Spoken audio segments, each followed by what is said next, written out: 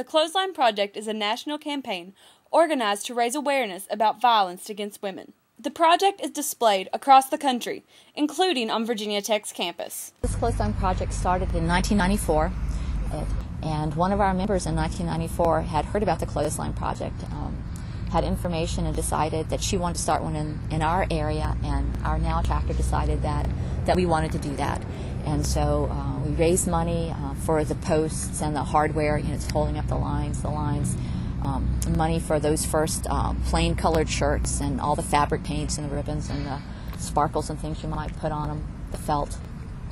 And I think that first year we had about 78 shirts made. We had a real campaign to get the word out that this project was happening. It was a project of the local NOW chapter, Montgomery County NOW, National Organization for Women. There are clothesline projects throughout the country. The project itself started in New England, but clothesline projects are different from projects such as the AIDS quilt, where the AIDS quilt grows and grows and grows, and there are pieces, panels on that from all over the country.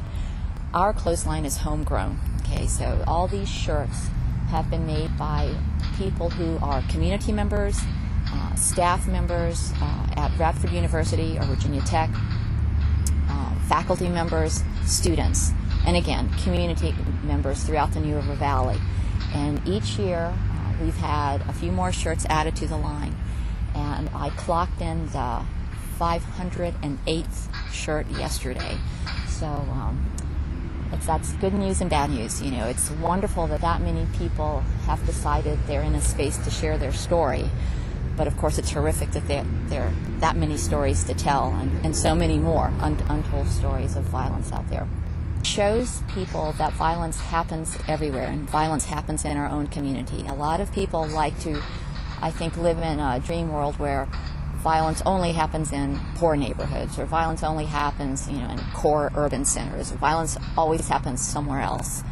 And these shirts share that violence does happen everywhere. Most of these shirts are made by people related in some way to the university community. Again, there are shirts from the greater community, but the lion's share of these are people that have had some affiliation with Virginia Tech. And so you would think that someone who works at Tech or is a student at Tech might be a little economically well off. I don't mean rich, but have some means. And you can see by looking down the line that there are numerous green shirts and blue shirts. And those shirts are survivors of incest or child sexual abuse.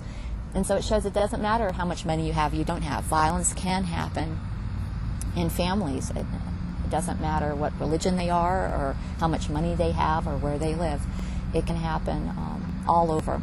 And again, these shirts bring home that message that violence is really local, and so the way to address it is to locally try to confront it, try to do things that can stop violence in our community and lessen violence in our community. White shirts are for people who have been murdered due to violence, so we'll have friends or family members come in and make shirts for those folks. We had a man come in with his child and made a shirt for his wife who was killed. So you could be both men and women, or children too, and create these shirts. Again, white is for those who have been murdered.